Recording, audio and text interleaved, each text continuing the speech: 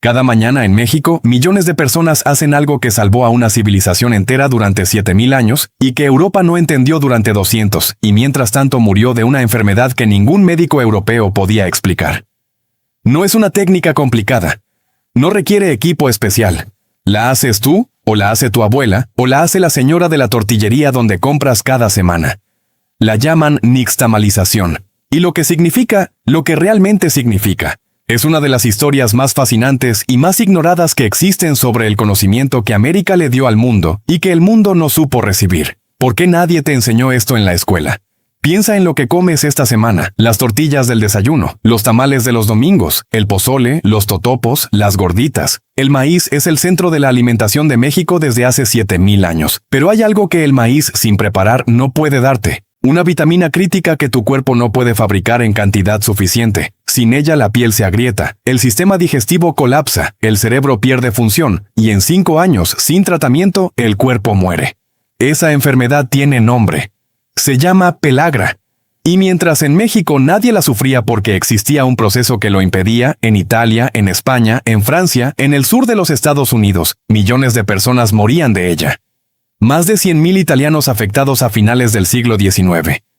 Más de 3 millones de casos en el sur de Estados Unidos entre 1906 y 1940. Más de 100.000 muertos. Y la solución llevaba 7000 años en México. La practicaba cualquier mujer que hacía tortillas. Nadie en Europa la buscó ahí porque nadie en Europa pensó que los indios americanos podían saber algo que los médicos europeos no sabían. Al final de este video vas a entender exactamente qué hace la nixtamalización al maíz, por qué es una de las biotecnologías más sofisticadas que se inventaron en el mundo antiguo, y cómo puedes aplicar ese mismo principio en tu cocina hoy mismo para extraer el máximo de lo que el maíz tiene para dar. Imagina el Valle de Tehuacán, en lo que hoy es el límite entre Puebla y Oaxaca. Hace 7000 años. Estás en una aldea de 20 familias. El maíz acaba de ser domesticado a partir del teocintle, el zacate silvestre del que viene. Es el alimento más abundante, el que crece con menos agua, el que se puede almacenar meses sin pudrirse. Pero alguien, en algún momento que los arqueólogos no han podido fechar con precisión, notó algo. Que si cocías el maíz en agua con cal o con cenizas de madera antes de molerlo, el grano cambiaba, la cáscara se soltaba más fácil, la masa era más suave, pero sobre todo, y esto es lo que los químicos no descubrirían hasta el siglo XX, algo en el proceso liberaba una vitamina que de otra forma el cuerpo humano no podía absorber. No sabían su nombre. No sabían que existían las vitaminas. Solo sabían, por generaciones de observación transmitida de madre a hija, que el maíz preparado de esa manera alimentaba diferente, que las personas que lo comían así no enfermaban de cierta manera, que el proceso era tan importante como el ingrediente.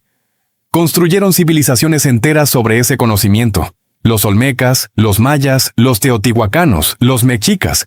7000 años de una técnica que ningún pueblo de Asia, ningún pueblo de África, ningún pueblo de Europa había necesitado descubrir porque ninguno de ellos tenía maíz. Y entonces llegó 1492. Llegó Cristóbal Colón a las costas del Caribe. Y el maíz viajó a Europa. Pero la nixtamalización no viajó con él. Aquí empieza la historia que los libros de historia nunca cuentan con claridad. Los españoles vieron el maíz. Vieron que producía muchísimo más por hectárea que el trigo. Vieron que crecía en climas donde el trigo no prosperaba. Vieron que podía alimentar a poblaciones enteras más barato que cualquier cereal europeo. Y empezaron a cultivarlo, primero en España, luego en Italia, luego en Francia, luego en el este de Europa. Y durante los primeros años, mientras la dieta incluía también carne, lácteos, legumbres, no pasó nada visible. Pero cuando la pobreza obligó a las familias más vulnerables a basar su alimentación casi exclusivamente en maíz, sin nixtamalizar, algo empezó a ocurrir. La piel de los campesinos comenzó a agrietarse en las zonas expuestas al sol. Las manos, el cuello, los antebrazos. Luego vino la diarrea crónica. Luego la confusión mental. Luego, en casos avanzados, algo que los médicos de la época solo podían describir como demencia. Y la muerte. El médico español Gaspar Casal la describió por primera vez en 1735 en Asturias. La llamaron el mal de la rosa. Luego la llamaron lepra asturiana. Luego el médico italiano Francesco Frappoli le dio su nombre definitivo en 1771. Pelagra, del italiano piel áspera. Para la década de 1880, más de 100.000 personas estaban afectadas solo en Italia. Los mejores médicos de Europa debatían durante décadas si era una enfermedad infecciosa, si era causada por un hongo en el maíz en mal estado, si había algún insecto involucrado. Nadie pensó en buscar la respuesta en México. Nadie preguntó por qué en el país donde el maíz era el alimento base desde hacía 7000 años no existía esta enfermedad. En 1863, un médico mexicano llamado Ismael Salas presentó su tesis doctoral en París.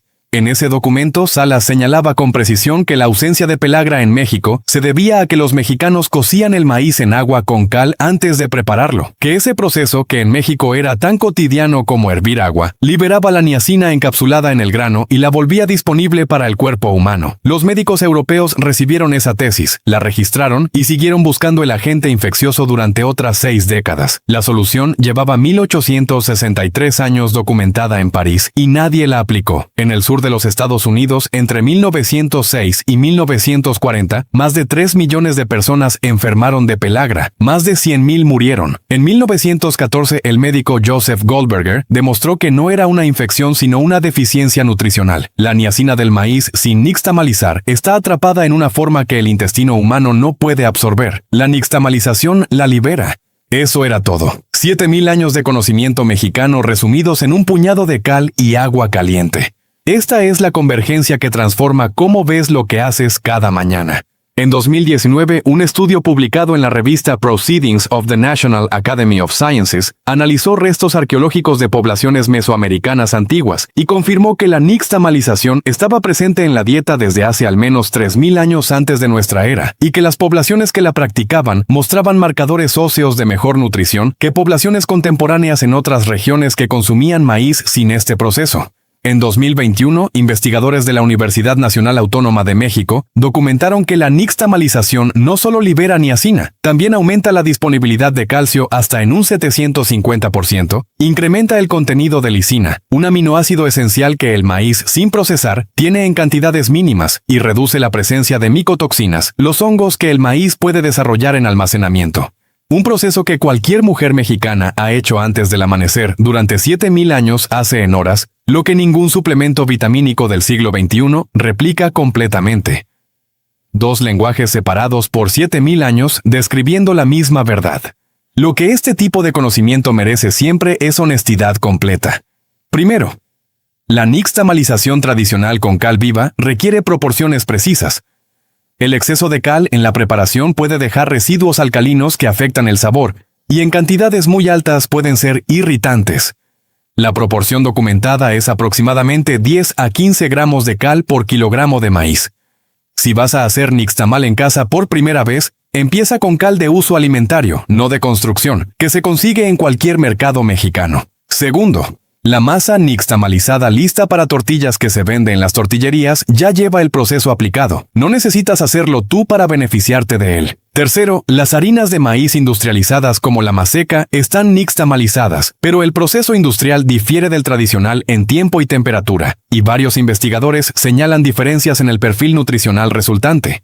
La tortilla de molino de barrio, hecha con maíz nativo nixtamalizado en el local esa misma mañana, no es equivalente nutricional a la tortilla de harina empaquetada, aunque ambas vengan del maíz. Eso no es opinión. Está documentado. El protocolo se llama el proceso de los 7000 años. 4 pasos que puedes hacer en casa el fin de semana. Primer paso, el grano correcto. Consigue 1 kilogramo de maíz cacahuacintle, el maíz blanco de grano grande que se usa para pozole y que se vende en cualquier mercado mexicano. Si no encuentras cacahuacintle, cualquier maíz nativo seco funciona. Limpia el grano, retira las piedras pequeñas y los granos dañados. Lava bajo agua fría. Segundo paso. La cal. Disuelve 12 gramos de cal alimentaria, 1 cucharada sopera rasa, en 2 litros de agua en una olla de barro o acero inoxidable, nunca de aluminio porque la reacción alcalina daña ese metal. Añade el kilogramo de maíz lavado. Lleva al fuego hasta que hierva. Luego baja la flama y mantén un hervor suave durante 45 minutos exactos. El tiempo importa. Menos tiempo y la niacina no se libera completamente. Más tiempo y el grano pierde textura. Tercer paso. El nejayote. Apaga el fuego y deja reposar el maíz en el agua de cal toda la noche, mínimo 8 horas. Esa agua de color amarillo verdoso que queda se llama nejayote y no se tira. Contiene nutrientes que los investigadores del Instituto Nacional de Ciencias Médicas de México documentaron como ricos en calcio biodisponible. Puedes usarla para regar plantas que la aprovechan. Cuarto paso: el lavado y la masa. Al día siguiente, escurre el maíz y lávalo bien bajo agua fría, frotando con las manos para retirar la cáscara que se habrá soltado, llamada pericarpio. El grano que queda brillante y limpio es el nixtamal. Listo para llevar al molino de tu barrio y convertirlo en masa fresca para tortillas, tamales o cualquier preparación. El olor de ese maíz recién nixtamalizado es distinto al de la harina de paquete, más profundo, más vivo. Así olía la cocina de las mujeres que alimentaron imperios. Hay una mujer en Asturias en el año 1750 que tiene 35 años y 4 hijos. Su piel se agrieta en el cuello y en las manos cada primavera. Tiene diarrea crónica.